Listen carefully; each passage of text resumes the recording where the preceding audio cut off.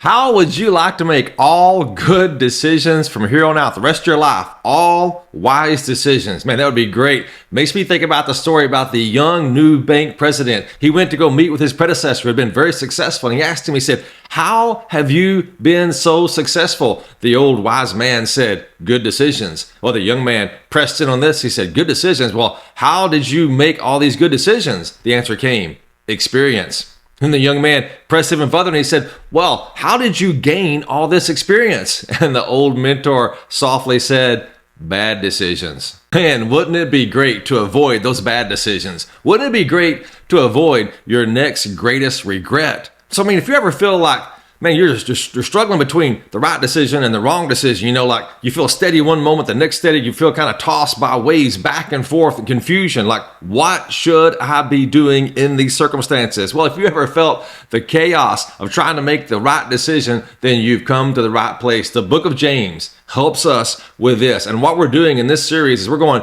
verse by verse through the epistle of James. And right now, we're right in the middle of how James is explaining to us, under the inspiration of the Holy Spirit, how to make wise choices, decisions, wisdom. So this is what we're into today. And we're going a little bit deeper than just the English translation. We're digging down into the Greek, and we find some interesting things down in the Greek that in the English, sometimes we don't quite grasp. So if you're interested in that, let's dig in today. Well, here's an important aspect of biblical wisdom as we get into our text today. Biblical wisdom isn't just something that's handed to us. Unfortunately, it's something that is forged in the fires of experience, often born out of the mistakes and refined by trusting God more than ourselves. So sometimes, just like that opening illustration of the banker, sometimes we must make bad decisions. And when we do make these bad decisions, we learn from them, but we learn how to trust God more. And that's what we're looking at here in the Word of God today. Now, if we back up just one verse before our primary verse today,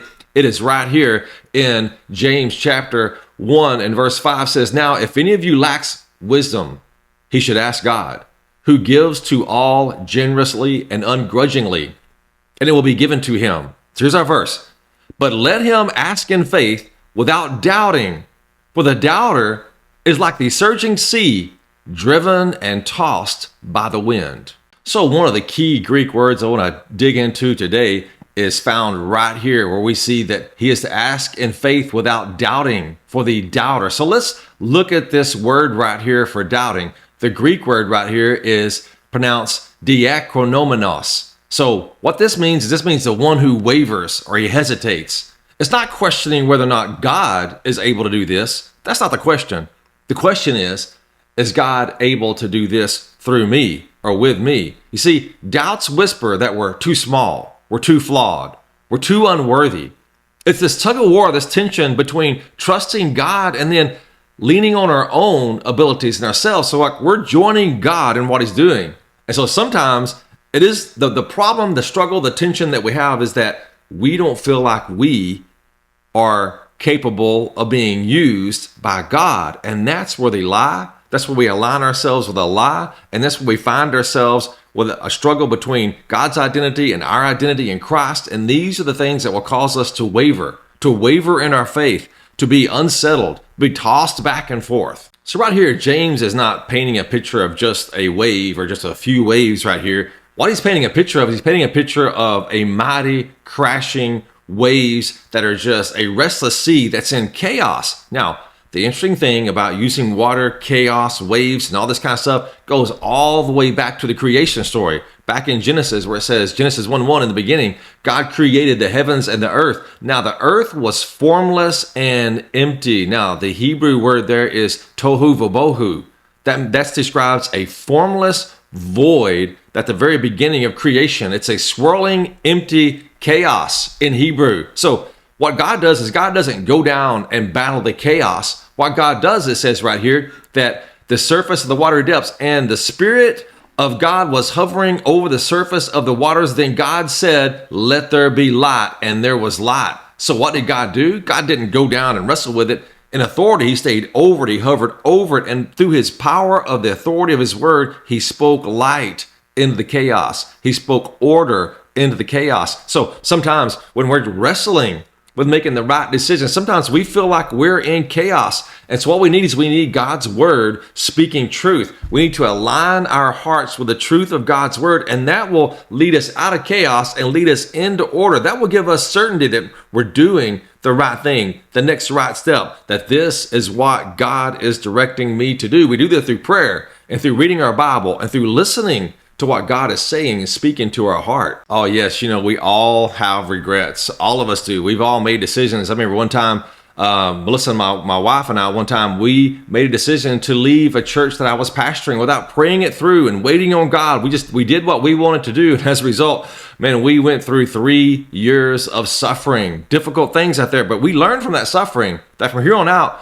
when we get ready to make a move or a major decision, that we need to pray, we need to wait, and we need to learn from this, that listen, God is guiding us. Not that we need to go and do what we want to do. What looks best to us sometimes is not what God wants us to do. So we need to pray and we need to wait on God. That was a lesson we learned from pain and suffering and circumstances there. But that's what we learned. That's how we learn wisdom. Wisdom isn't something that's just easily given, like God just throwing pebbles on the path out there. It's something that wisdom is something that we have to dig into. It takes time. It takes work. Look at this. This is Proverbs chapter 1 and verse 7. It says, "The fear of the Lord is the beginning of knowledge. Fools despise wisdom and discipline." So think about discipline and wisdom. Discipline is doing things you don't want to do because you want the end result. Like you have to discipline yourself to eat right, discipline yourself to exercise. So in the moment, those things are not enjoyable, but the long-term returns is what's good. The same thing is true. A kingdom principle here is that when we discipline ourselves to pray, to read the Bible, we don't always do that when we feel like it. We discipline ourselves to do that because in the long run, we gain the wisdom. We gain the wisdom. Wisdom is applied, taking the knowledge and the truth of God's word and applying it to our lives and to our circumstances and applying it to our decisions that we're making. So now let's key in back here to James chapter 1 and verse 6, and let's key in on, but let him ask in faith. So let's key in on this word here, faith, right quick. So this faith here that James is speaking about is not saving faith, it is sustaining faith. It's faith to help us as we follow Christ in our day-to-day life, to make good decisions, to have wisdom, to steady us in the storm. Right here, I think that Paul really helps us in Ephesians chapter 4 and verse 11. Let's read a few verses here. "And he himself gave some to be apostles, some prophets, and some evangelists, some pastors and teachers." So what he's talking about here, he's talking about how that Jesus has called certain people to certain offices within the church. Verse 12 says, "To equip the saints for the work of ministry, to build up the body of Christ until we all reach unity in the faith and the knowledge of God's Son, growing in maturity with a stature measured by Christ's fullness." Then looking at verse 14 right here, he says, Then we will no longer be little children tossed by the waves and blown around by every wind of teaching, by human cunning and cleverness in the techniques of deceit. So what Paul's saying right here is that we need to grow in our maturity. When we do that, now the lies of the world will not be tossing us back and forth. The lies about us being healthy, wealthy, and wise, and that these things will make us complete and whole and mature, and they don't. They lead. I mean, like the lies of the world saying that you need to be successful, you need to have this and certain things about you, about being successful and your name and who you are in the world and having money and having prestige and all that. Those are all lies trying to get you to align with a false identity of yourself. Here's the thing. When we get lined up with a false identity, false things that when we value the things of this world, then here's what's going to happen. Then we build our identity on these false truth, these things that are not true. And what happens when I have a false identity, then that false identity inevitably is going to be crushed.